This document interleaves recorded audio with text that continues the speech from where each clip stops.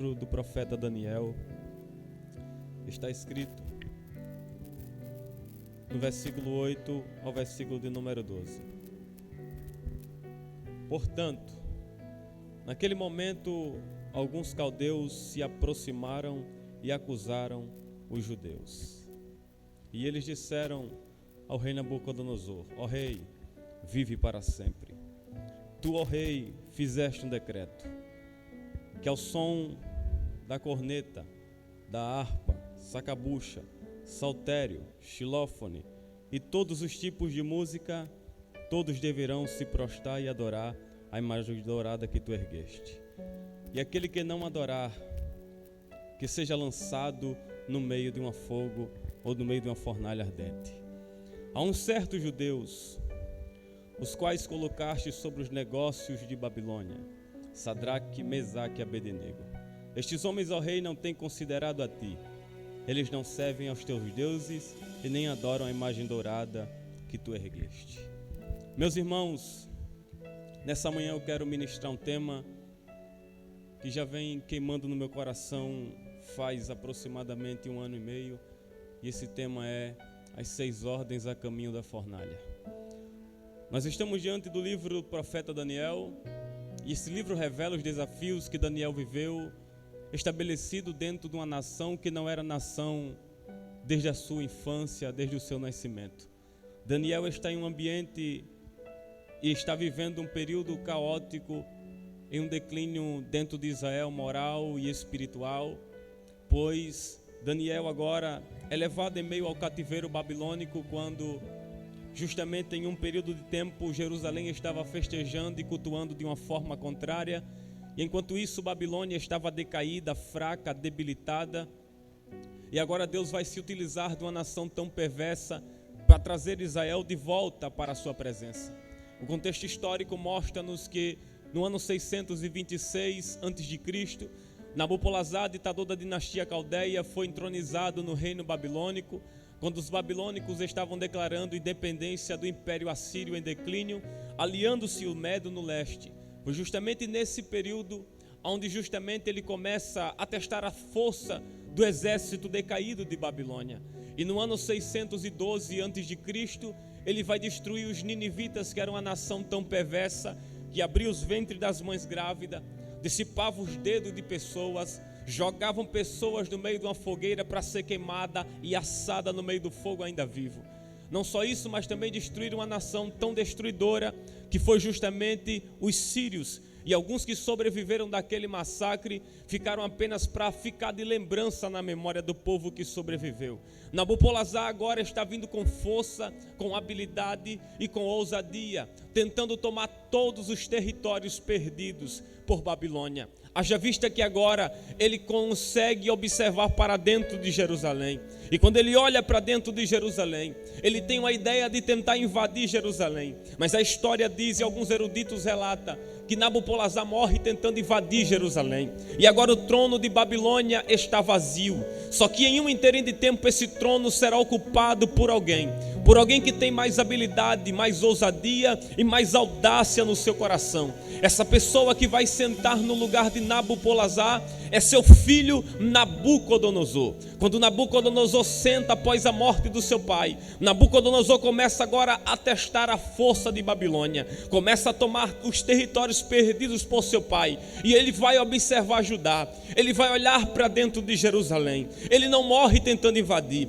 ele consegue invadir Jerusalém, ele rouba os tesouros, e é nesse interim de tempo em que Jerusalém agora acontece a primeira leva de exilhados cativos para a tão grande Babilônia, aproximadamente levados cativos entre 15 mil a 125 mil judeus, aproximadamente levados para o meio da primeira leva cativos para a Babilônia. Aproximadamente 125 mil judeus levados para o cativeiro babilônico. Mas não entrava qualquer um em Babilônia, pois para entrar em Babilônia precisaria estar com as características que o rei estava à procura. E a primeira característica para fazer parte do império de Babilônia é que para entrar em Babilônia tinha que ter beleza. A segunda característica para fazer parte do império de Babilônia é que tinha que ter sabedoria. A terceira característica para fazer parte do poderio de Babilônia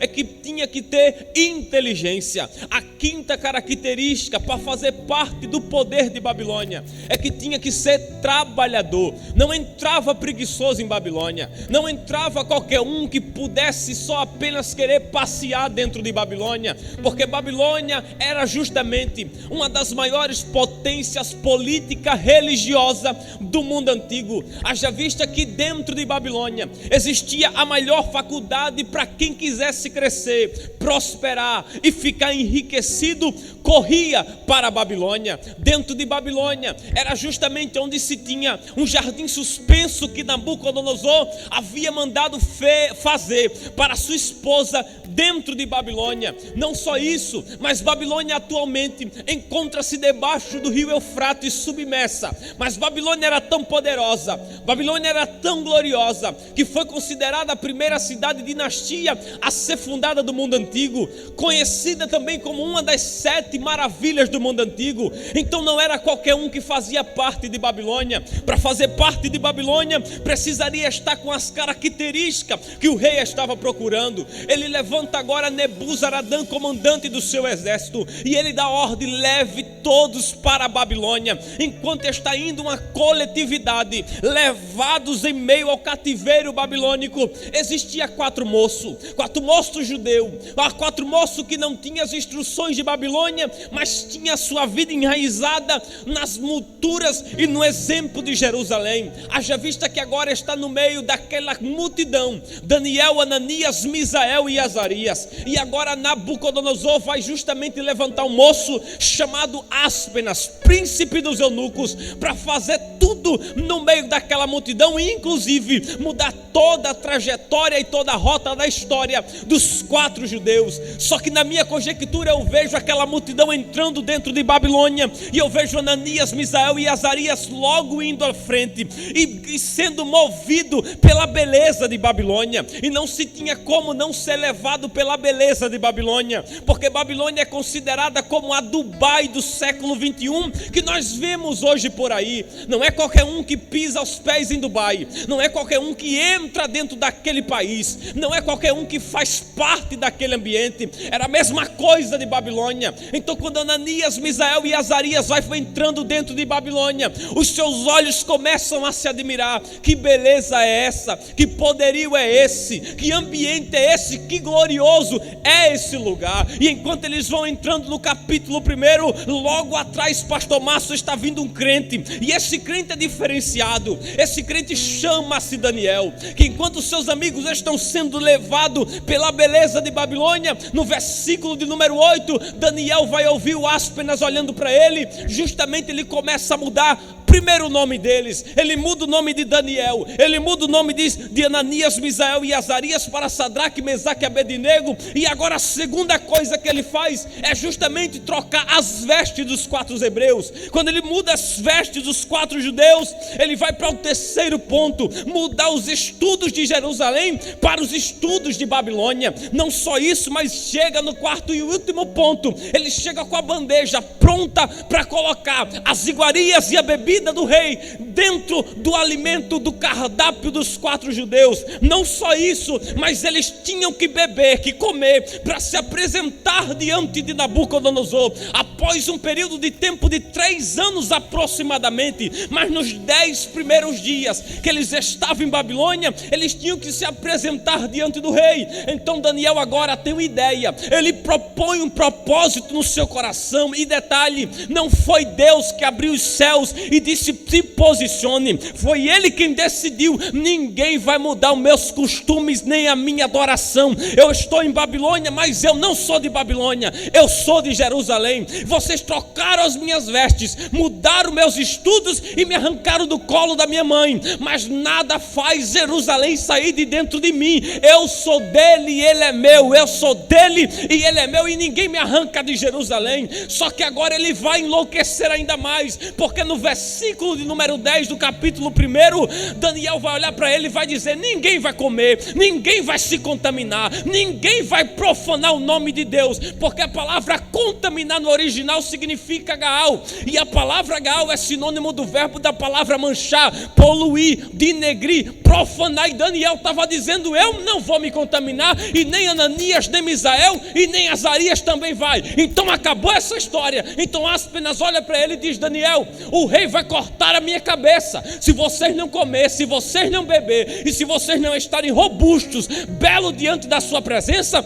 ele vai cortar a minha cabeça. Só que Daniel vai olhar para ele e vai dizer: perca a cabeça, mas nós não vamos perder o nosso nome escrito no livro da vida. Vale mais a pena você ser morto do que a gente se dobrar para adoração em Babilônia. Não dá para se contaminar. Eles começam a se destacar dentro de Babilônia. Passa-se o inteirinho de tempo e o capítulo 2 entra. Eles já estão no palácio do rei, eles já estão dentro das suas casas agora. Mas chega em um inteirinho de tempo em que o rei agora começa a se atribular dentro dele. Ele começa a ter um sonho, e este sonho mexeu com o rei Nabucodonosor. Ele não tinha sono, o espírito dele estava atribulado, que ele deitava na cama, mas o sono não vinha. Então ele tem uma ideia: chame os magos, astrólogos, feiticeiros e cadeus, chamem todos aqui. E o rei faz a seguinte pergunta: eu quero saber a interpretação do sonho que eu tive. Os magos, astrólogos, feiticeiros e caldeus olham para ele e dizem: ó rei, conta-nos o sonho e nós te daremos a interpretação do sonho. Mas o rei se esqueceu do sonho. E como se contar algo que se esqueceu? Não tem condição. Então o rei faz a seguinte pergunta pela segunda vez: dai-me a revelação do sonho. Eles dizem: não dá, rei, não dá para interpretar, tu tem que contar o sonho.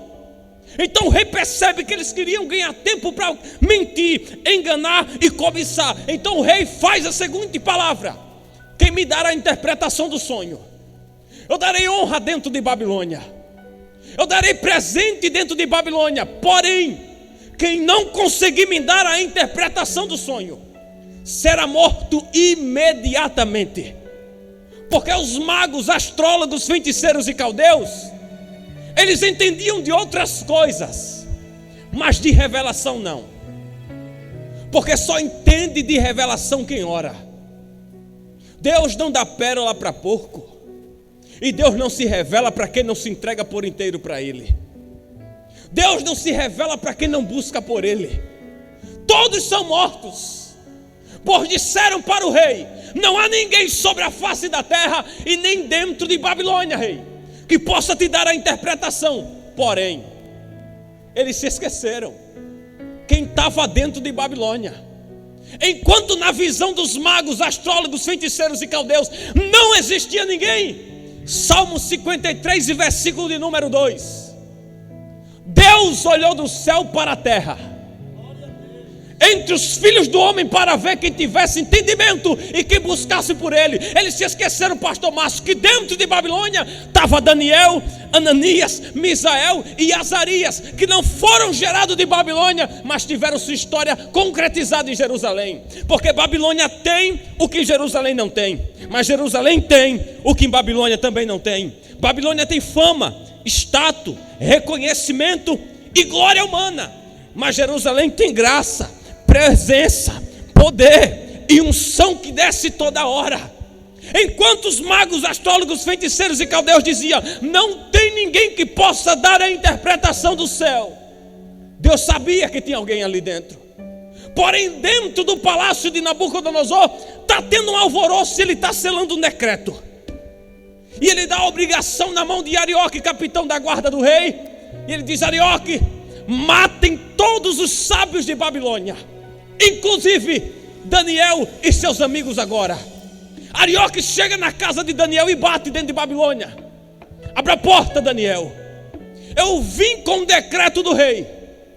Você vai ser morto, porque todos os sábios vão ser também. Daniel não sabia, diz a Bíblia. O decreto do rei foi assinado e Daniel não sabia da história. Ele pede para que Arioque lhe explique, e Arioque lhe explica. E agora Daniel tem uma ideia: me leva diante do rei. Porque crente cheio do Espírito Santo, ele é atrevido. Me parece que eu estou vendo Daniel indo diante do rei Nabucodonosor, cheio da graça, cheio do poder, cheio do fogo do Espírito Santo dentro dele. E ele olha para Nabucodonosor e diz: ó rei, por que se prolonga tão rápido esse decreto? Me dá só um pouco de tempo e eu tenho certeza que eu vou te dar a interpretação do sonho. O rei olha para Daniel e diz: eu vou te dar, Daniel. E Daniel, quem sabe na minha conjectura, olhou e disse: muito tempo ainda é muito, rei. Só essa noite. Não, essa noite é muito ainda, rei. Me dá só essa madrugada. Porque eu sei que pela madrugada Deus pode me dar revelação, rei. Ele volta para casa, pastor Márcio. E ele chega dentro de casa e chama os seus amigos, Ananias, Misael e Azarias. E ele começa a dizer: vamos orar. Nós seríamos mortos quase nesse momento. Nós seríamos apedrejados, chicoteados e lançados em meio à morte. Mas eu tive uma ideia. Eu tive uma ideia de pedir para o rei um tempo. Essa madrugada, vamos orar de novo. Isso era Daniel fazendo Ananias, Misael e Azarias se lembrar o que eles faziam em Jerusalém. Em Jerusalém tinha barulho de glória. Em Jerusalém tinha lágrima descendo pelo rosto. Em Jerusalém se tinha joelho dobrado e face no pó. Em Jerusalém tinha revelação contínua e a presença se movia no meio do povo. E Daniel olha para os três e diz: vamos orar. Você se lembra como eram os cultos de Jerusalém? Lembra? Você se lembra quando a presença descia no meio de nós e a gente era tomado pelo aquele poder? Lembra? Vamos orar. E Daniel vai orar imediatamente. Ele não vai buscar por guru espiritual. Daniel não vai buscar por mão de cigano. Daniel não vai buscar por ajuda de homem. Daniel não vai buscar por nada dessa terra. Daniel vai orar, porque só entende de revelação quem ora. Porque os magos, astrólogos, feiticeiros e caldeus, eles entendiam de outras coisas, mas de revelação não. O festeiro só entende de festa e de congresso. O mago entende de magia. O feiticeiro entende de feitiçaria. O astrólogo só entende de tempo, de astro e de estrela. Mas Daniel não. Daniel não é movido pela emoção. Daniel é movido pela oração. E existem dois grupos no meio da igreja, pastor Márcio Calheiros: os grupos do natural e o grupo dos espiritual. Aí entra Paulo, 1 Coríntios capítulo 2, versículo 14, Paulo diz: mas o homem natural não recebe as coisas do Espírito de Deus, porque para eles são loucura, e nem pode conhecê-las, porque elas são discernidas espiritualmente. Sabe por que os magos, astrólogos, feiticeiros e caldeus não tiveram a interpretação do sonho do rei? É porque eles eram do grupo dos naturais. E o homem natural não entende das coisas espiritual, sobrenatural. João capítulo 3, versículo 1 ao 12, a Bíblia diz que Nicodemos foi ter de noite com Jesus. Ele se assenta e começa a elogiar Jesus e diz: Jesus, mestre, rabi, nós sabemos que Deus é contigo. E se Ele não fosse contigo, os sinais não te mostraria. Nicodemos olha para Jesus e diz: Senhor, eu sei que tu veio de Deus. Jesus, como era simples, olha para Nicodemos e diz: Nicodemos, necessário te é nascer de novo. Nicodemos não compreendeu e ele olha para Jesus e diz: Senhor, como pode ser isso? Eu já sou velho e não tenho condição de voltar para o ventre da minha mãe. Jesus olha para Nicodemos e diz: tu és mestre e não entendes o que eu estou falando, rapaz? Então vou esclarecer as coisas aqui melhor, para ver se entra na tua mentalidade natural. Nicodemos, necessário te é nascer da água e do Espírito para entrar no reino dos céus. Jesus está falando para um homem natural, porque o vento, Nicodemos, Ele assopra para onde quiser, e ninguém sabe de onde vem, e nem muito menos para onde vai. Assim Nicodemos é todo aquele que é movido pelo Espírito de Deus. Se eu estou te falando das coisas da terra, e tu não está entendendo, rapaz, imagine se eu descortinar as cortinas do céu. Será que tu entenderia, Nicodemos? Porque tu tem a mente natural, e o homem natural só entende das coisas fúteis da terra. O homem natural reclama de tudo, fala mal de todo mundo, pula por pular, só para mostrar que está sentindo alguma coisa. O homem natural, ele passa anos sem ler a Bíblia, e quando dão uma oportunidade para ele, ele não sabe nem o que é capítulo, nem o que é versículo mais. Mas o grupo do espiritual não.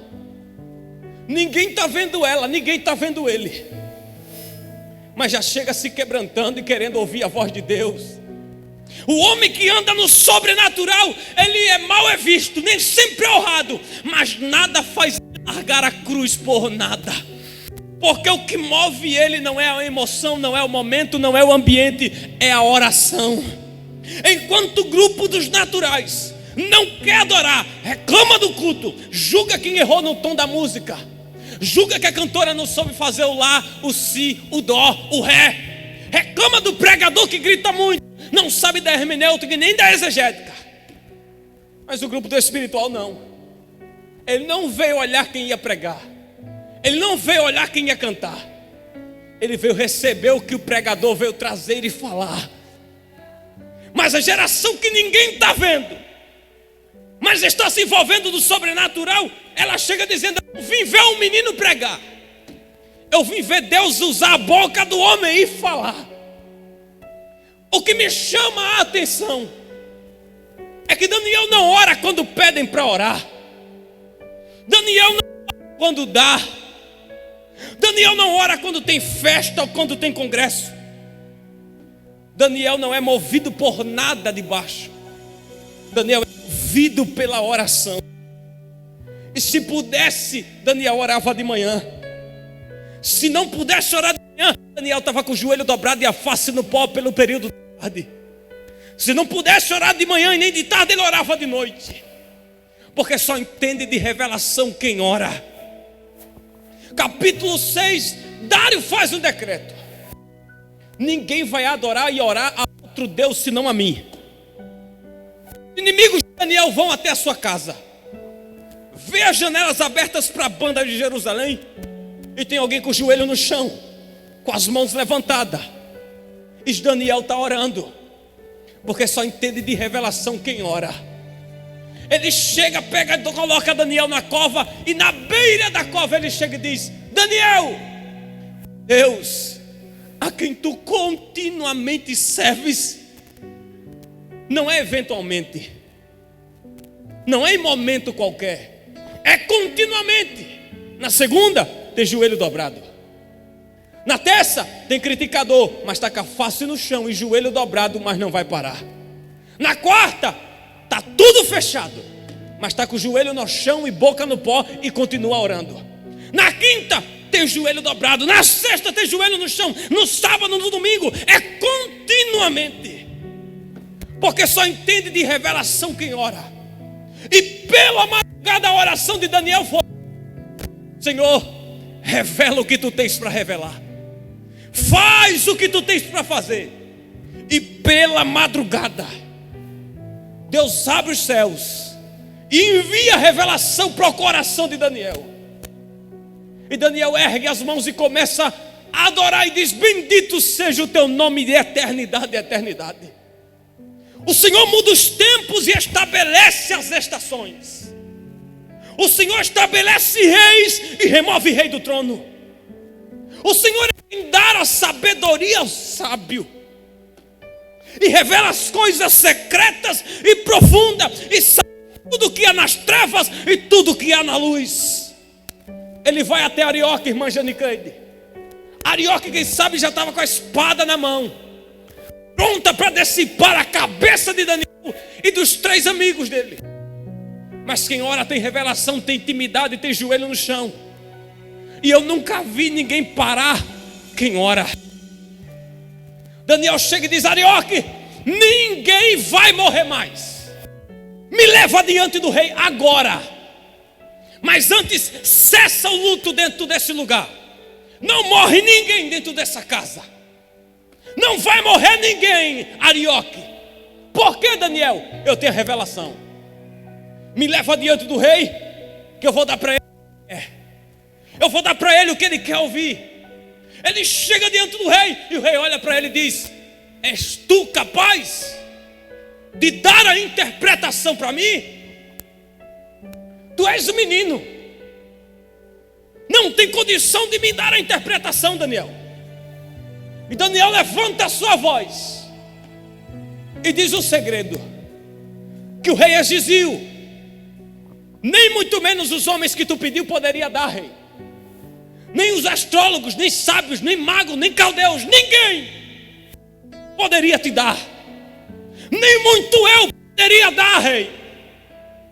Nem sábio, nem astrólogo, ninguém, nem profeta, nem cantor, nem pregador, nem pastor, ninguém poderia dar a interpretação para você. Mas tem alguém lá em cima, rei, que ainda conhece todas as coisas. Enquanto os homens da terra não podem te dar a interpretação, há um Deus no céu.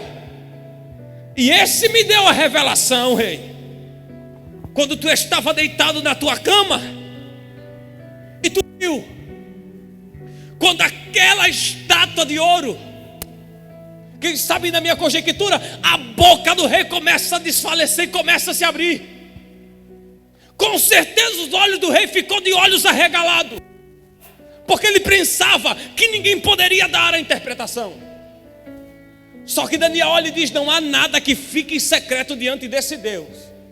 Lucas capítulo 8, a Bíblia diz no versículo 17: porque não há nada em oculto, em secreto, que não se possa ser revelado.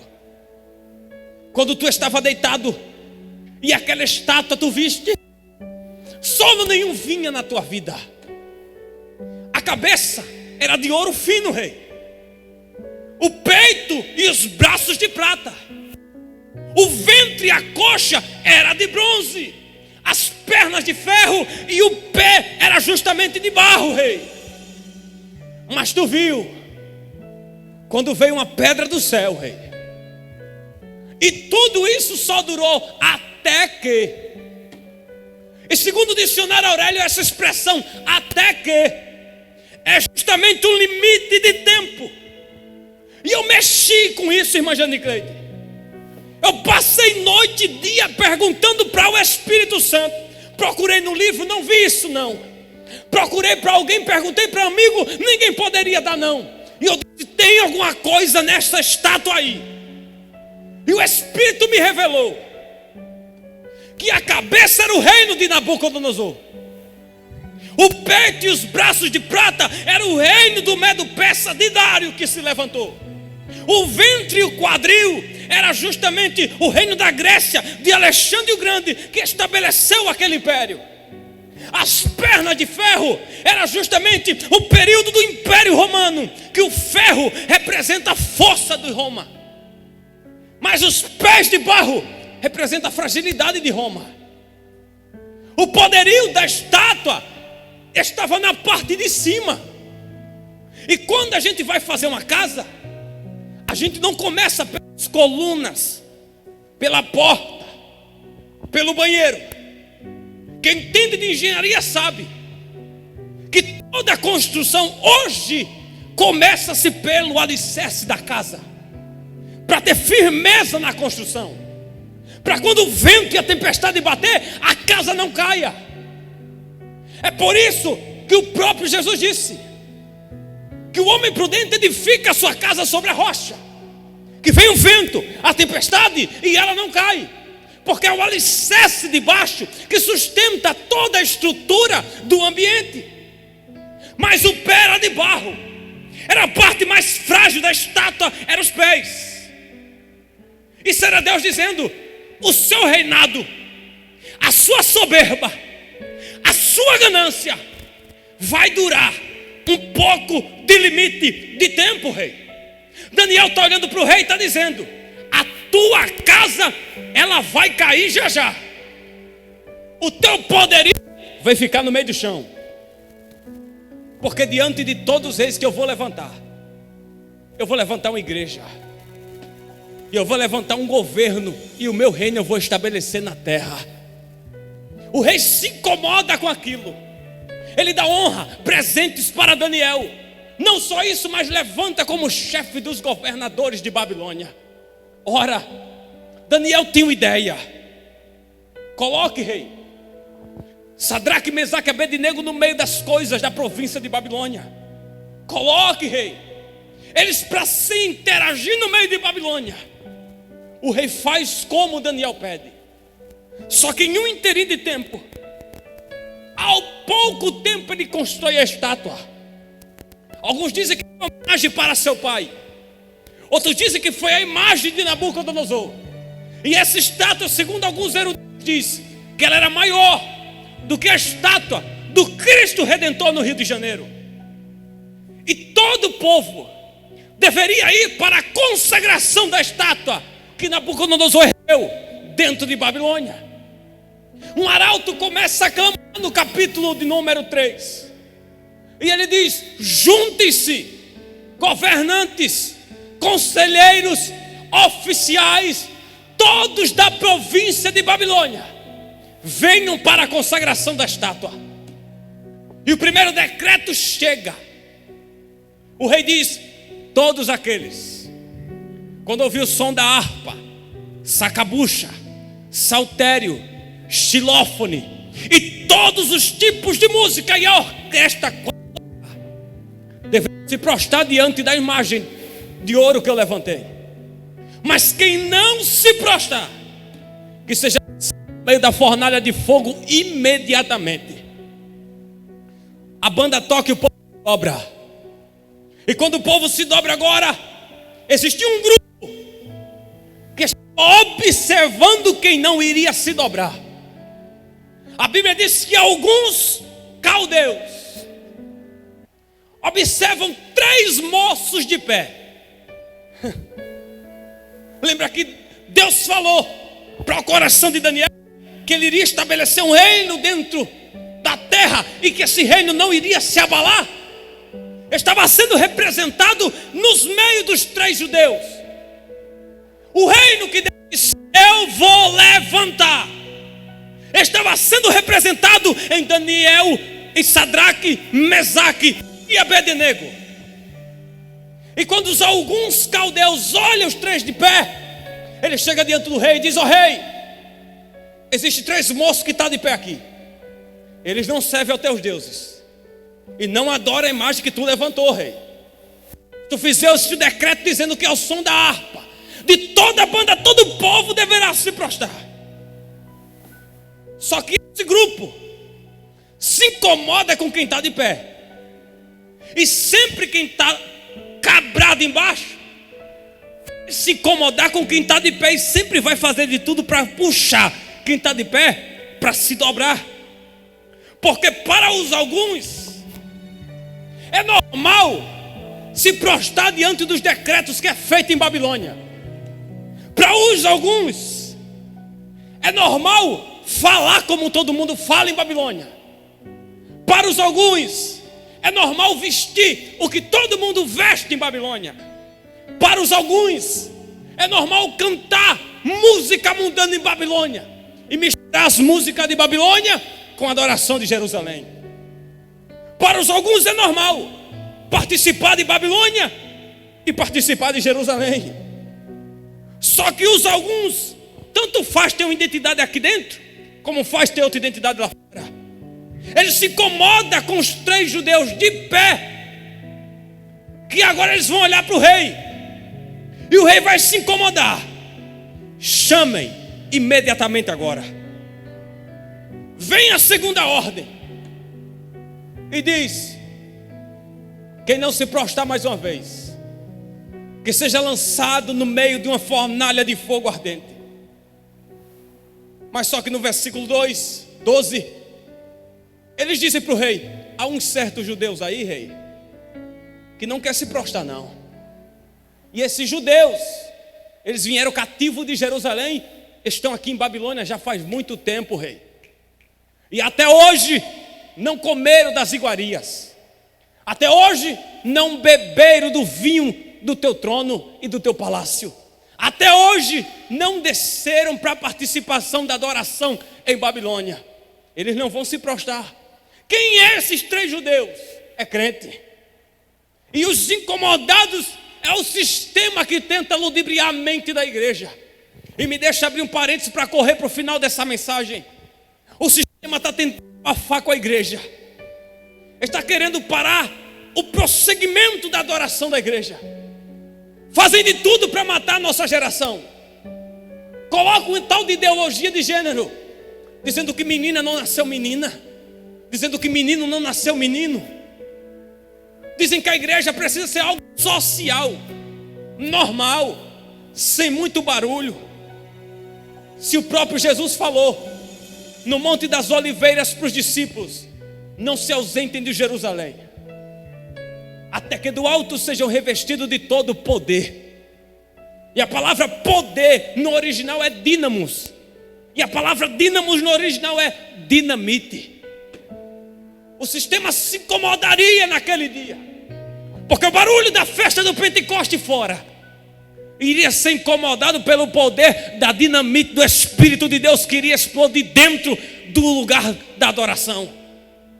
O sistema tenta abafar a igreja, dizendo que não precisa falar uma língua estranha porque é coisa do passado, dizendo que a Bíblia está desatualizada. Só que Billy Graham disse que a Bíblia é mais atualizada do que o jornal que vai sair daqui a pouco, ao anoitecer às 6 da noite. O sistema tenta abafar, e às vezes a gente é ludibriado por esse sistema de Babilônia, que quer puxar quem está de pé, que quer abafar o fogo da igreja. Mas eu vim dizer nessa manhã que antes do Pentecoste teve o Calvário, e Jesus foi o maior pregador, cheio de fogo dentro dele. Dentro do deserto ele estava cheio do Espírito. E o Espírito dentro da Bíblia, ele é fogo.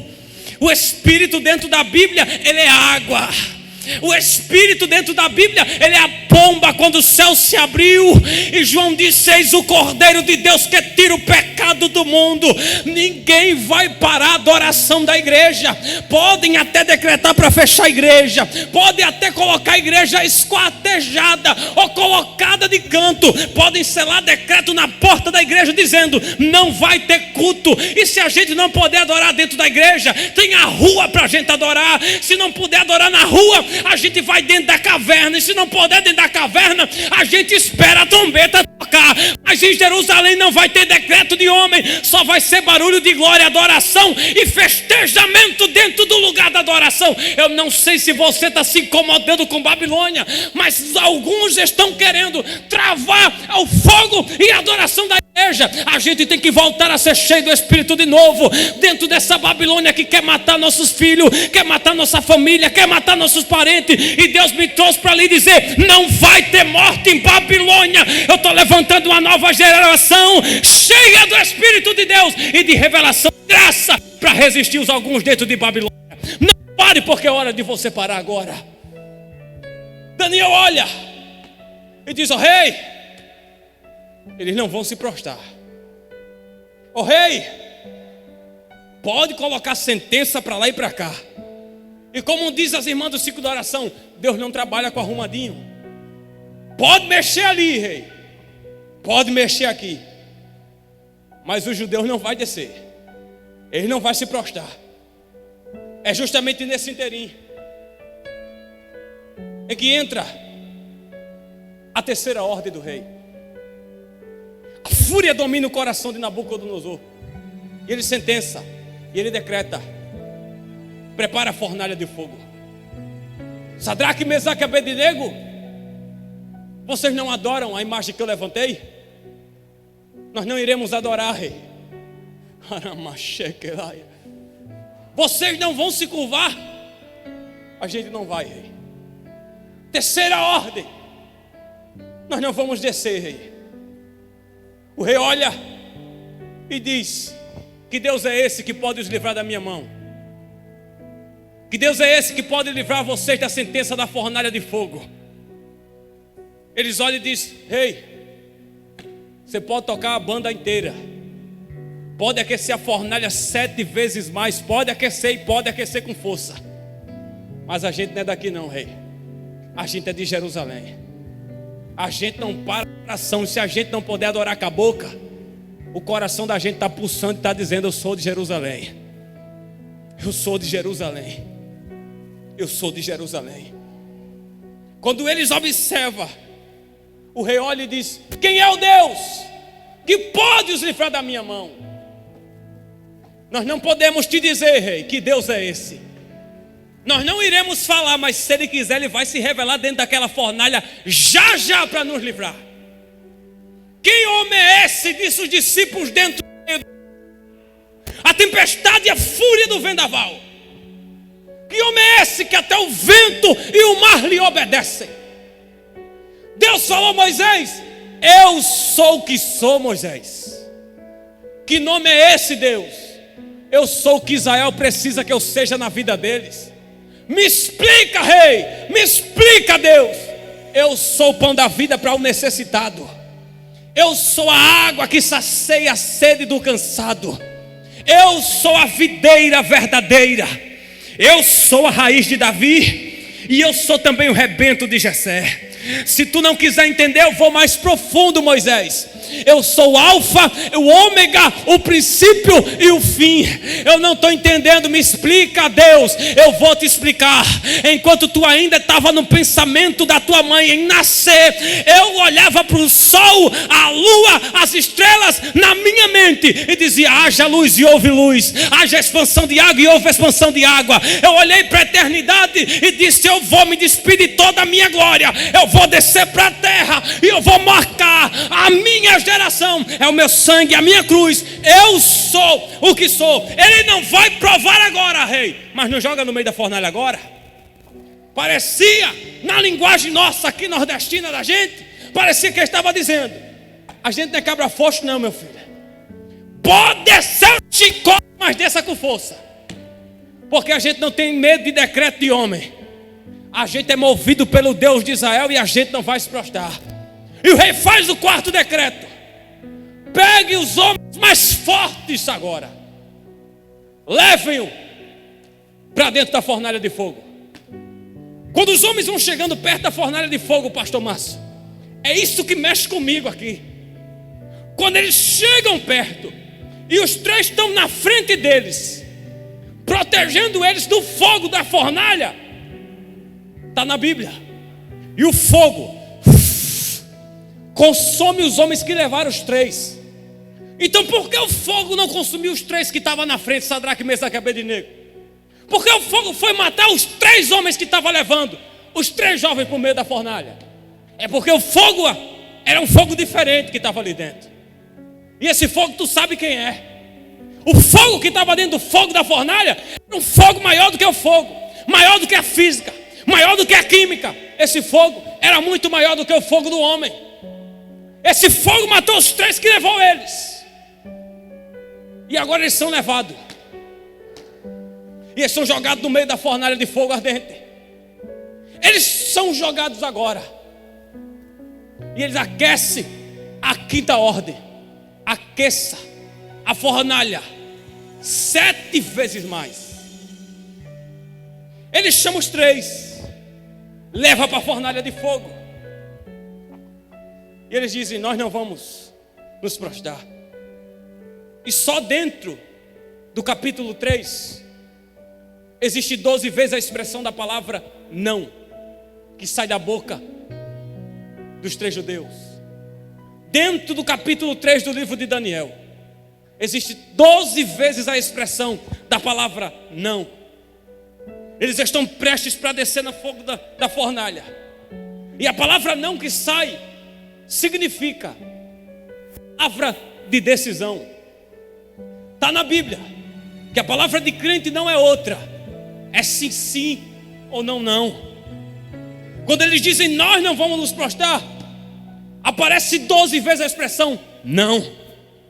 E a palavra não é palavra de decisão. E o número 12 é o número de perfeição. Eles estavam dizendo: nós não vamos nos prostrar. Porque quem tem poder de decisão não se prostra para agradar Nabucodonosor. Quem tem poder de decisão na sua mão, ele não come as bolotas de Babilônia e tenta saciar sua fome dentro de Jerusalém. Quem tem poder de decisão não se prostra para os decretos que é feito por mão de homem. Nabucodonosor disse: toque buzina, mas nós não vamos nos prostrar, rei. Eles entram dentro do fogo da fornalha. E passa alguns minutos, já tinha alguém lá dentro movimentando o fogo. Me deixe dizer uma palavra profética que queima no meu coração agora e eu termino. Estão fazendo de tudo para deslacerar sua vida. E Deus me trouxe para lhe dizer: não vai ter morte em Babilônia. Quando os 3 são jogados, a Bíblia diz que Nabucodonosor se espanta e diz: eu estou vendo 4 homens no meio do fogo. E esse é semelhante ao Filho do homem, ao Filho do Altíssimo. Mas para ele ser o 4º homem, ele foi o último a chegar na mente de Nabucodonosor. Mas para quem conhece Deus e quem conhece a Bíblia sabe que o fogo que matou os 3 guardas, que levou os 3, já foi Deus que estava no meio do fogo dizendo: ninguém vai morrer. Eu estou preservando esses 3 aqui no meio para mostrar que ninguém para quem Deus chama. Reclama, chorbeque, mecalamaia.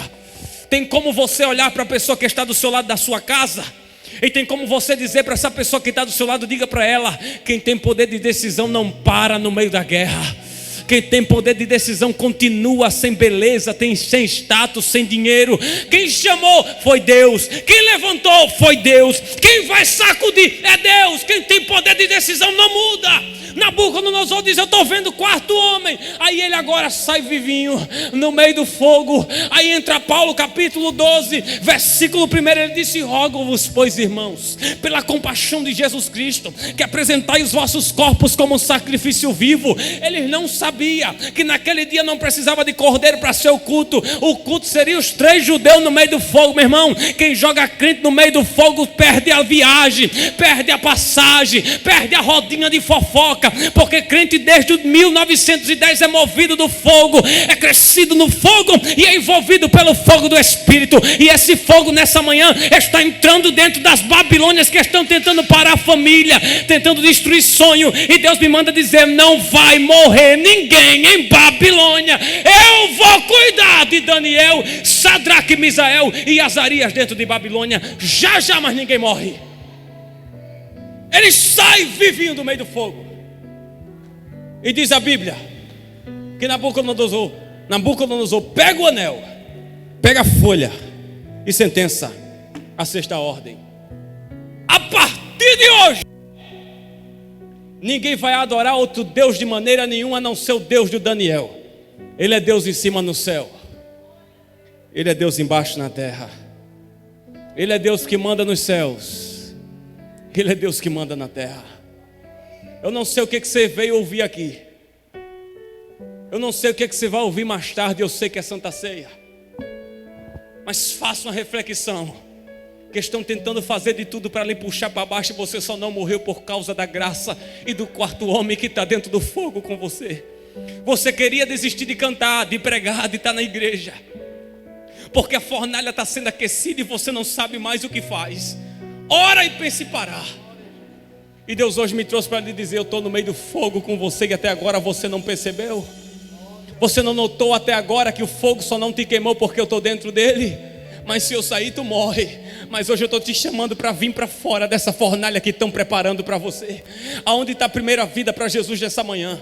E se você estiver me ouvindo, se você estiver me assistindo no carro, até viajando em avião ou em outros países, escreva aí: eu quero voltar para Jesus hoje. Eu estou com saudade de Jerusalém. Eu estou com saudade da presença de Jerusalém. Saia, escreva aí onde você estiver. Saia do comodismo e escreva: eu quero voltar para Jesus hoje. E eu louvo a Deus, pastor Márcio, pela oportunidade, em nome de Jesus. Glória a Deus. Muito obrigado.